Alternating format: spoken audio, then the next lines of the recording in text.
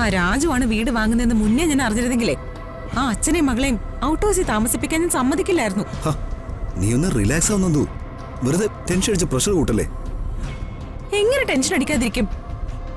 അവനും അവളെ തമ്മിൽ കണ്ട അവരൊന്നായ അതോടെ എല്ലാം തീരും.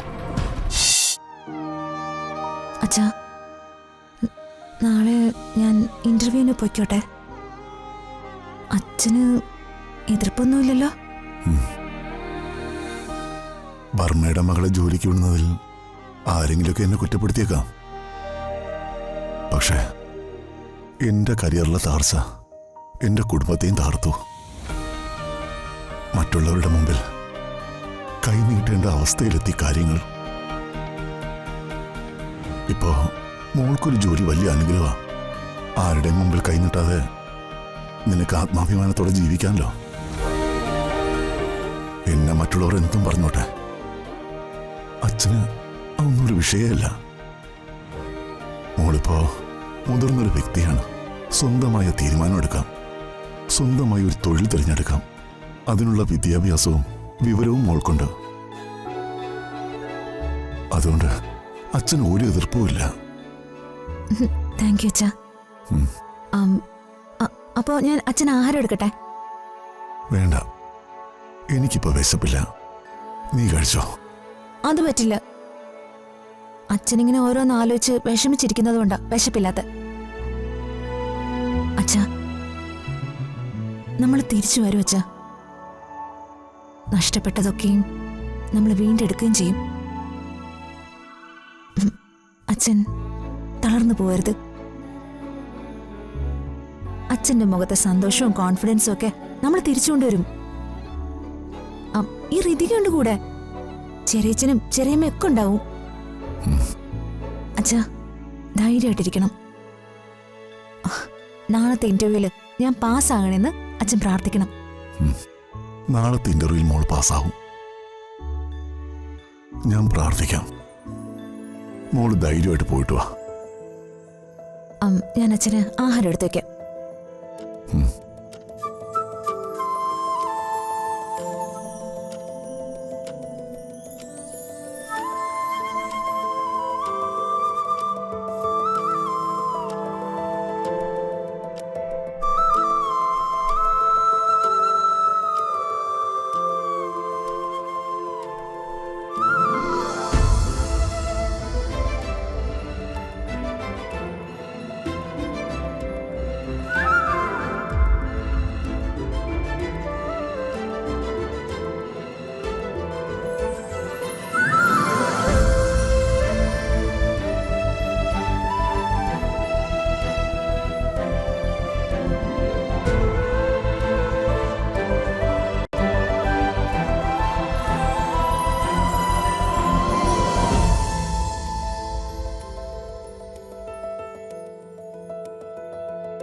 പണ്ട് നമ്മള് ഗസ്റ്റുകളെ കിടത്തിയിരുന്ന ആ മുറി വലിയ കുഴപ്പമില്ല.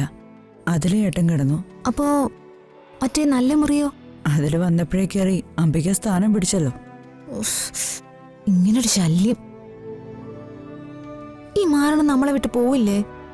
എവിടെ പോവാനാ?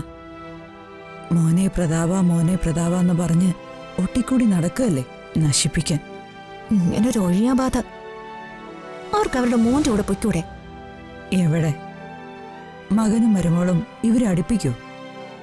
അവള് ഇവർക്കിട്ടും പണി കൊടുത്തില്ലേ മോളെ? ചെറിയമേ, ആ മരുമകളുടെ കൈകൊണ്ടായിരിക്കും ഇവരുടെ അന്ത്യം. ഇവരെ മാത്രമല്ല, അവനെ അവള് കൊല്ലും. എന്തായാലും മരണം വരെ ഈ കുരിശ് നമ്മുടെ പെടലേക്കായിരിക്കും.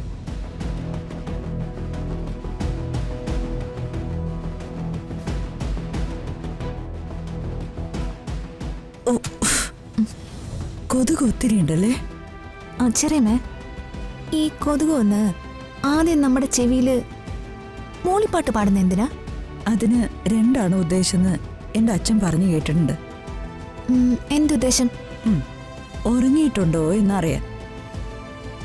നമ്മൾ ഉറങ്ങിയിട്ടില്ലെങ്കിൽ ഉറക്കാൻ ഒരു വൃത്തികെട്ട താരാട്ടുപാട്ട് പാടും.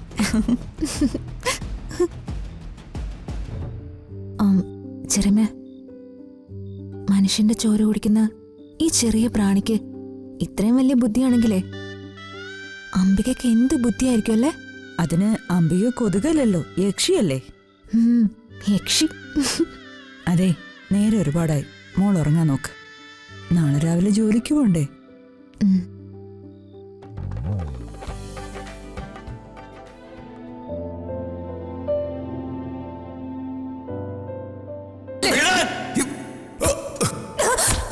മോളെ നിന്റെ അച്ഛൻ എന്താ ചെയ്തോളെ?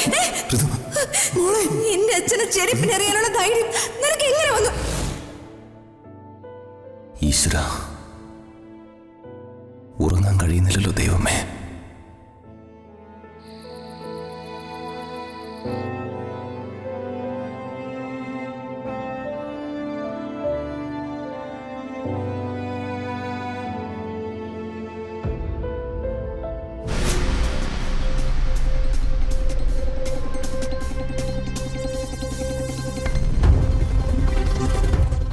നന്ദു, നീ ഇങ്ങനെ ടെൻഷൻ അടിക്കാതെ നമുക്ക് വഴിയുണ്ടാക്കാം. എന്ത് വഴി? കുറച്ച് ടൈം താ. സമയം അപ്പോഴേക്കും എല്ലാം നമ്മുടെ കയ്യിൽ നിന്ന് പോവും. എത്രയും പെട്ടെന്ന് രാജുവിന്റെ കയ്യിൽ നിന്നും ആ വീട് തിരിച്ചു വാങ്ങണം. പിന്നെ തന്തേ മോളെയും വേറെ എവിടേക്കെങ്കിലും മാറ്റി താമസിപ്പിക്കണം. ആ രാജുവാണ് വീട് വാങ്ങുന്നതെന്ന് മുന്നേ ഞാൻ അറിഞ്ഞിരുന്നെങ്കിലേ ആ അച്ഛനെയും മകളെയും ഔട്ട് ഹൗസിൽ താമസിപ്പിക്കാൻ ഞാൻ സമ്മതിക്കില്ലായിരുന്നു. നീ ഒന്ന് റിലാക്സ് ആവും നന്ദു. വെറുതെ ടെൻഷൻ അടിച്ച് പ്രഷർ കൂട്ടല്ലേ. എങ്ങനെ ടെൻഷൻ അടിക്കാതിരിക്കും? അവനും അവളും തമ്മിൽ കണ്ട അവരൊന്നായ അതോടെ എല്ലാം തീരും. അതിനനുവദിച്ചൂടാ. നമുക്കതിനു മുൻപ് എന്തെങ്കിലും ചെയ്തേ പറ്റൂ. നീ പറയുന്നൊക്കെ ശരിയാ. അവര് തമ്മിൽ ഒന്നാൻ പാടില്ല. അവരെ കാണുന്ന നമുക്ക് തടയണം. വെറുതെ വാക്ക് പറഞ്ഞ പോരാ. അതിനുള്ള വഴി എത്രയും പെട്ടെന്ന് കണ്ടെത്തണം. ആ രാജുവിന്റെ അടുത്ത് നീക്കം എന്താണെന്ന് നമുക്കറിയില്ല. അവൻ ബുദ്ധിമാനാ. മായാവിയെ പോലെ അവന്റെ ഓരോ നീക്കവും. നീ വിഷമിക്കണ്ട, നിന്റെ കൂടെ ഞാനുണ്ട്. ആ വീട് നമ്മൾ തിരികെ എഴുതി വാങ്ങാം. പിന്നെ അവനും അവളും തമ്മിൽ ജീവിതത്തിൽ ഇനി കാണില്ല. ആ വിഷയം നീ എനിക്ക് വിട്ടേക്ക്.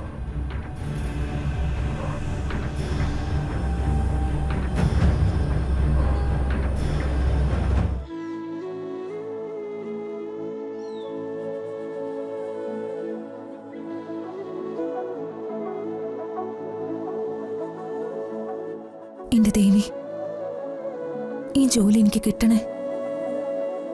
ഞങ്ങളുടെ ഇപ്പോഴത്തെ സിറ്റുവേഷനും വിഷമവും ഒക്കെ മാറാൻ ഈ ജോലി എനിക്ക് ആവശ്യം. എന്റെ ദേവി.